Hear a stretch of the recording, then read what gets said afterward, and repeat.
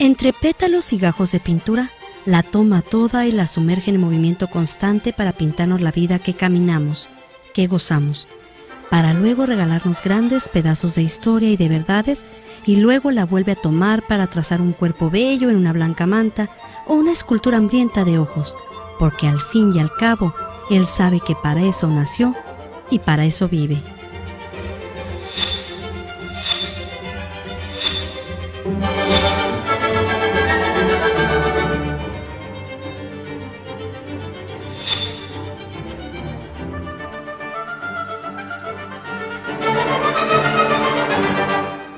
Héctor Martínez Arteche, el sonorense, nació en la Ciudad de México, pero nunca estuvo conforme con su lugar de llegada al mundo.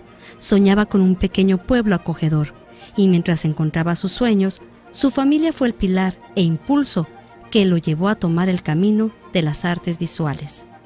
Yo nací en la Ciudad de México en 1934, pero ahora me mortifica mucho decir que nací en la Ciudad de México, porque primero decía mucho haber nacido en un pueblo, en un pueblito. Era una ambición que yo tenía desde chamaco, desde chico. Finalmente lo logré viniendo de Sonora.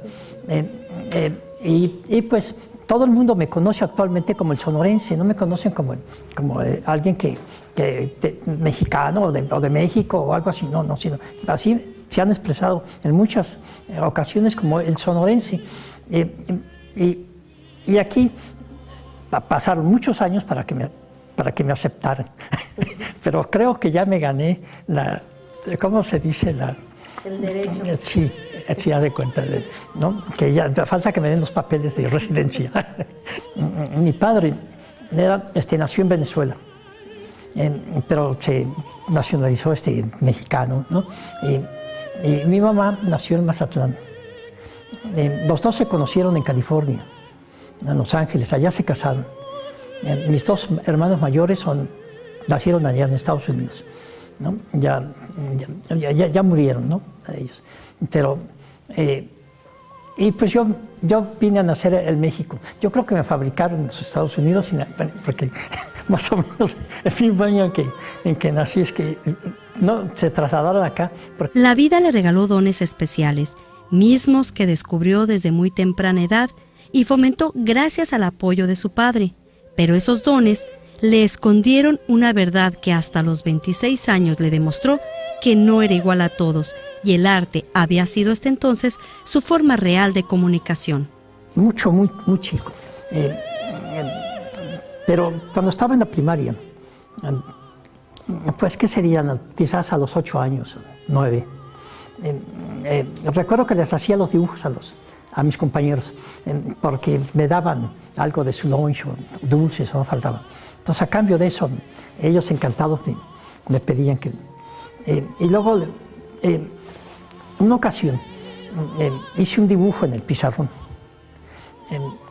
Y pues llamó mucho la atención al maestro. Hizo que el director de la escuela lo observara. Y lo borraron y ahí quedó todo. Todos pensaban, todos mis compañeros, que me iba a ir muy mal, entonces que me iban a correr para andar rayando el pizarrón. Pero no, sino al rato apareció una convocatoria para un concurso de dibujo para la escuela primaria. Y yo me gané el segundo premio. Y la primer mención se la ganó uno de sexto grado, ¿no? Yo creo que estaba yo como en tercero, algo así. Son de cosas concretas, digamos, así que, ¿no? que recuerdo de mi interés por dibujar. Y luego recuerdo también de que a mi padre le gustaba que lo hicieran, y él me apoyaba, o sea que, tú sabes que suelen darle domingos a uno, pues él me daba, además de domingo, me daba otro obsequio que era por cuando dibujaba, cuando le presentaba algún dibujo, me obsequiaba algo, ¿no? Entonces, todo eso iba haciendo en mí el interés de continuar. Pero yo no lo dudo que desde muy chico comencé, porque de hecho yo perdí mi sentido auditivo en parte. O sea, oigo, pero no 100%. Pero lo perdí al tener 1 año de edad. y yo no supe de eso.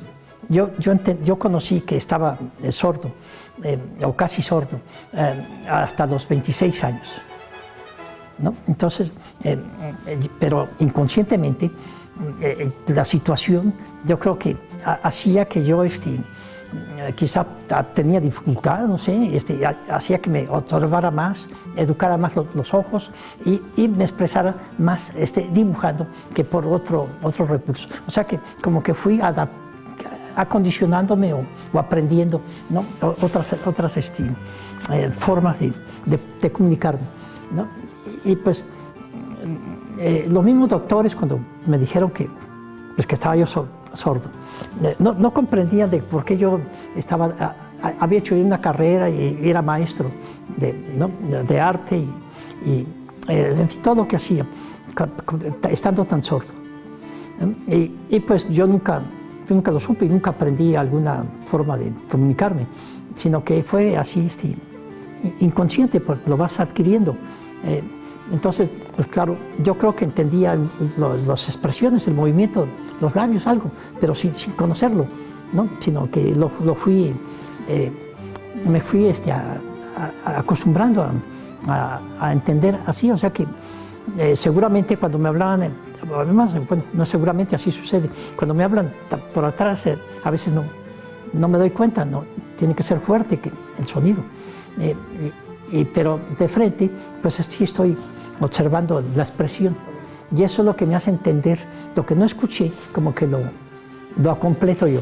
La sordera no fue un problema para comunicarse con el mundo a través del arte, incluso emprendió el camino de la enseñanza sin ningún problema.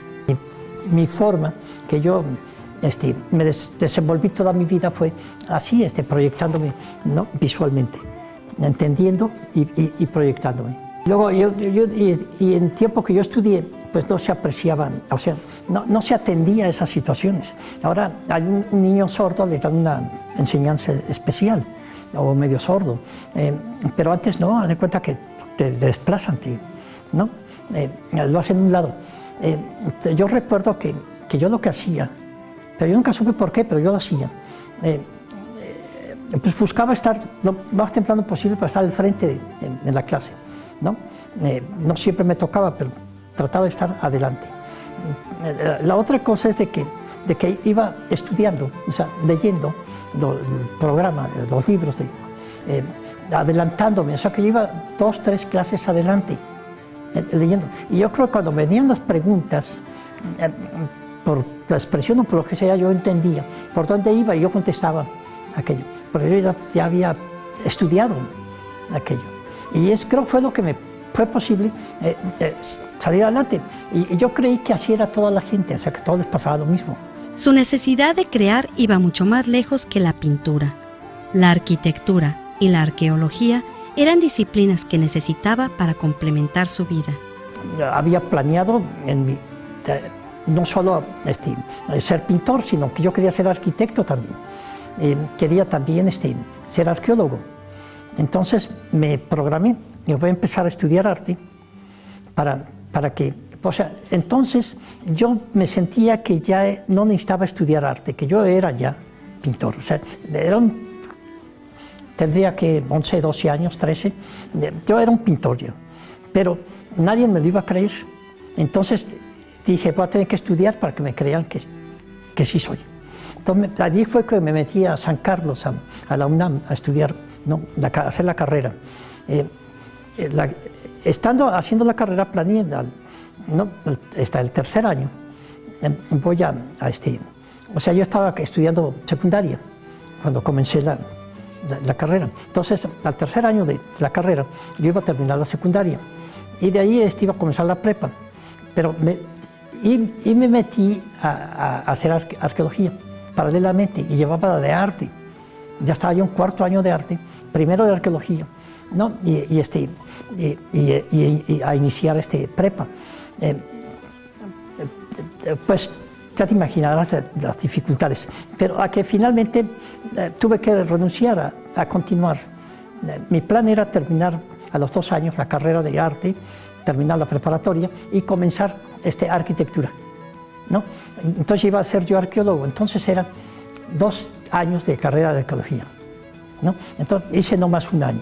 Me tuve que retirar porque vi que, pues, que no me era posible, o sea, mucha dificultad.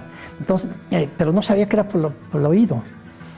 Entonces dije, bueno, me voy a continuar más pintando y ya. A pesar de sus esfuerzos, tomó la carrera de arte como una forma de vida, fortaleciendo aún más su otra vocación, la de maestro. Pues que serán ya casi 50 años, 48, de estar dando clases y todavía no me jubilan. Siempre se ha preocupado por la perfección a través del estudio y en sus inicios, a pesar de su seguridad en sí mismo y el alto nivel que ya tenía, no le evitaron vivir una anécdota que ahora platica sereno, pero en su momento era miedo enfrentarse a su nueva vida de artista y momento que plasma su ética y su forma de ser. Al terminar salgo y pues con suerte me encargan dos trabajos, ¿no? Hacer un retrato y hacer una decoración mural, un pequeño muro. Y me quedé así, como mortificado, o sea, no sé, no pude aceptar hacerlo porque no me sentí en condiciones de hacerlo, o sea, con la preparación suficiente para hacerlo. Yo terminé la carrera bien, o sea, fuimos 3 estudiantes que calificamos, ¿no? Mejor que el resto del grupo. Y luego había estudiado 1 año de mural en la escuela. Luego estuve estudiando con O'Gorman también. Me gané una beca, ¿no? Que más tarde hice 2 años estudiando con la beca. O sea que finalmente hice carrera de 5 años nomás de pintura mural. Lo mismo me pasó con grabado. También gané una beca así de 2 años de estar grabando. Fue donde aprendí a trabajar el buril, ¿no? Bueno, la cuestión es de que no me sentí en condiciones, a pesar de que se supone que estaba yo preparado. O sea que de ahí fue que decidí dar clases para poder enseñar lo que yo no aprendí. O sea, yo sentí que no aprendí, ¿no? Entonces yo necesitaba enseñar a que sí aprendieran, ¿no? Y de ahí fue que dije, no, yo tengo que ser maestro para poder hacerlo, ¿no? De otro modo. Y con y el retrato, pues nunca había realmente practicado lo necesario con el retrato. En la escuela no se había manejado así. Entonces hablé yo con el señor, me gané un premio de paisaje y ese señor,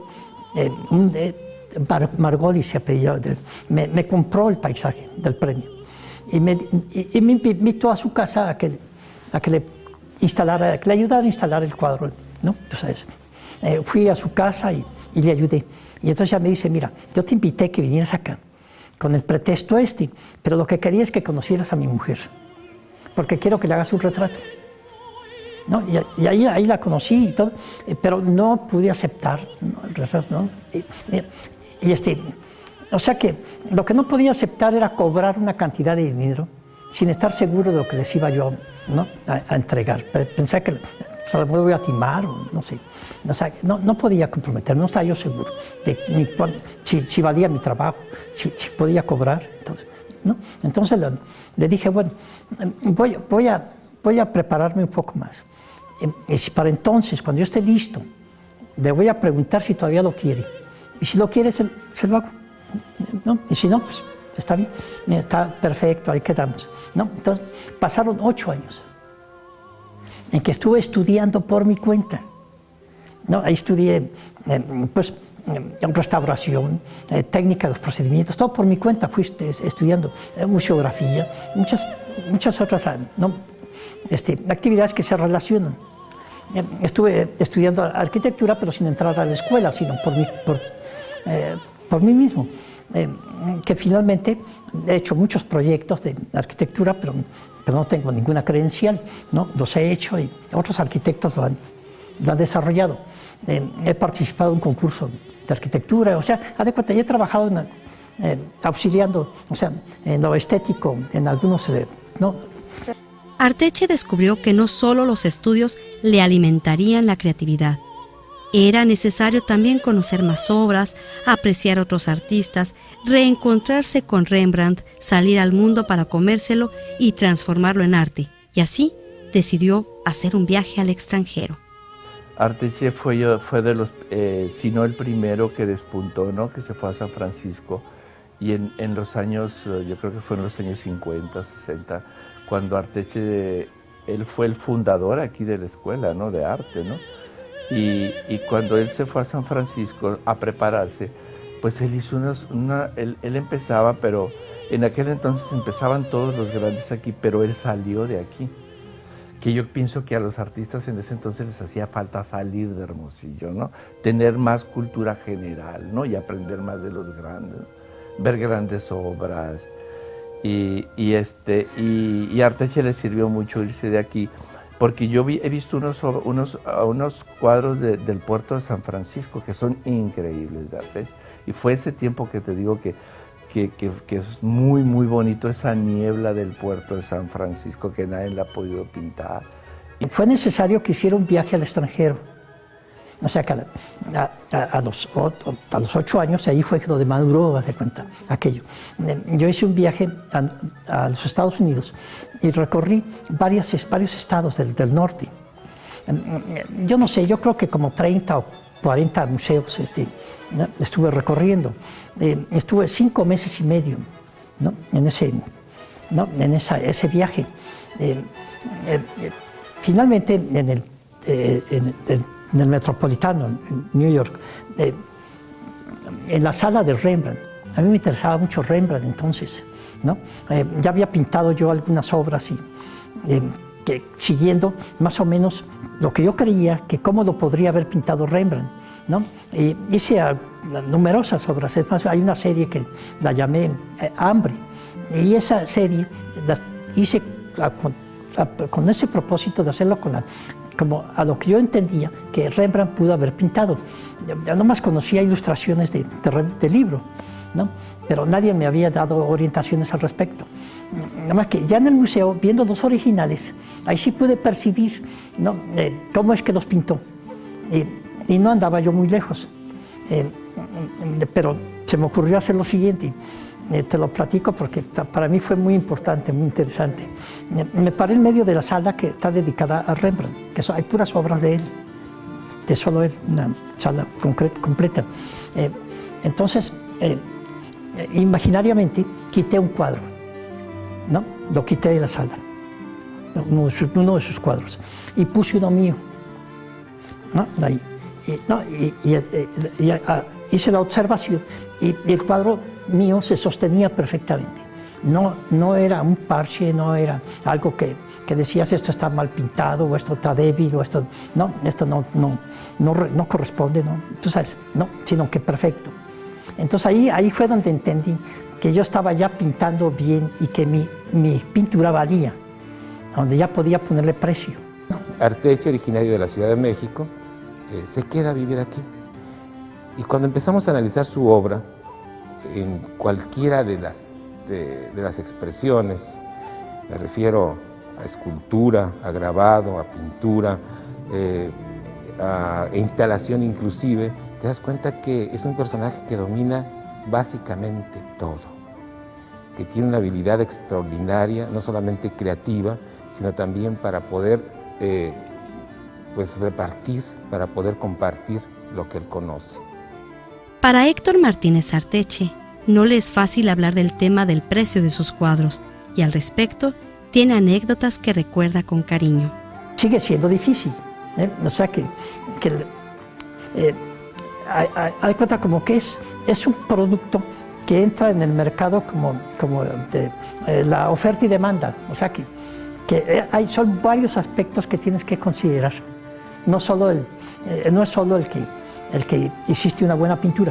O sea que alguien, digamos, cuando estaba yo comenzando, pude haber hecho una muy buena pintura, pero no la podía valorar. O sea, y además no costaba, o sea que, bueno, estando en tercer año, vendí mi primer pintura en 200 pesos, ¿no? Entonces, fue un dineral, ¿no? 200 pesos. Yo ganaba trabajando 60 pesos al mes. Con eso pagaba tú sabes, un cuarto con baño en la azotea de un edificio, ahí en el centro de la Ciudad de México. Y era mi estudio, ¿no? Y también comía. O sea, bueno, no es una comida al día.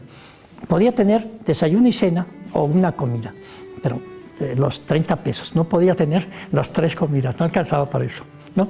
Entonces, así fue. Entonces, imagínate, 200 pesos, ¿no?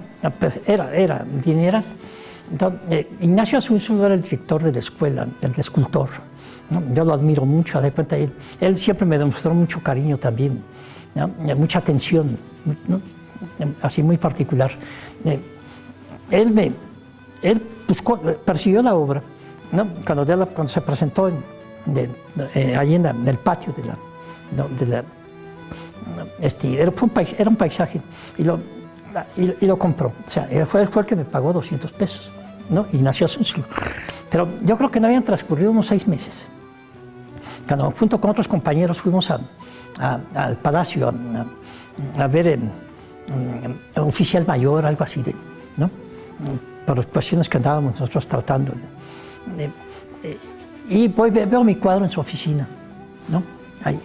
Ya terminamos con él la entrevista y cuando salieron, yo me regresé y le pregunté si no tenía así inconveniente de decirme cómo fue que, dónde lo consiguió, cómo fue que tiene ese cuadro. Y entonces ya me dice, no, pues lo compré a Ignacio Asunción.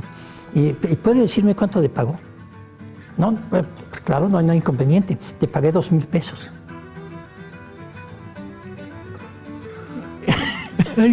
¿No?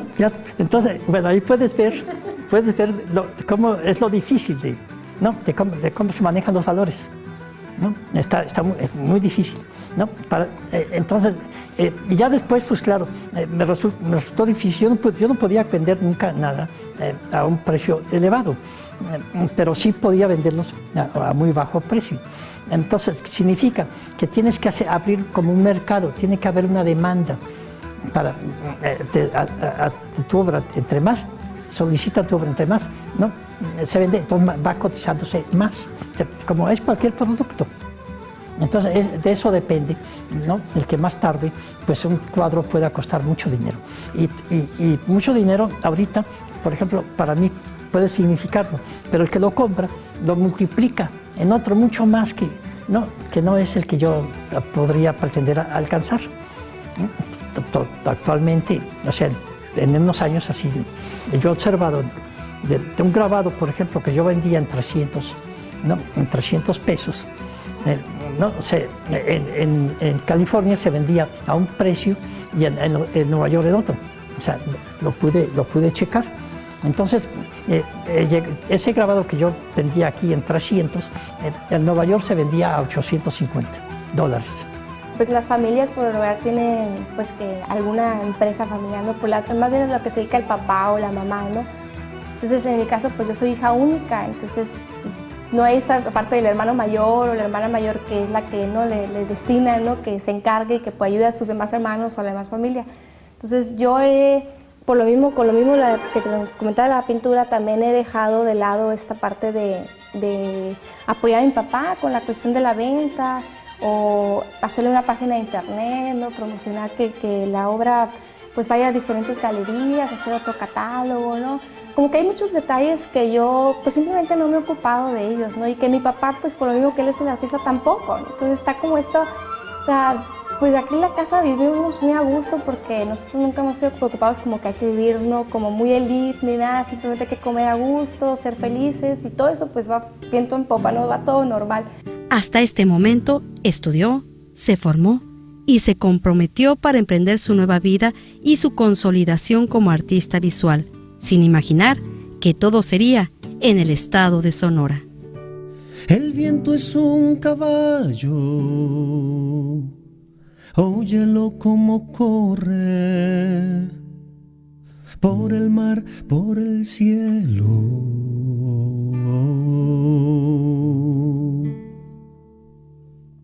Quiere llevarme, escucha, cómo recorre el mundo, para llevarme lejos.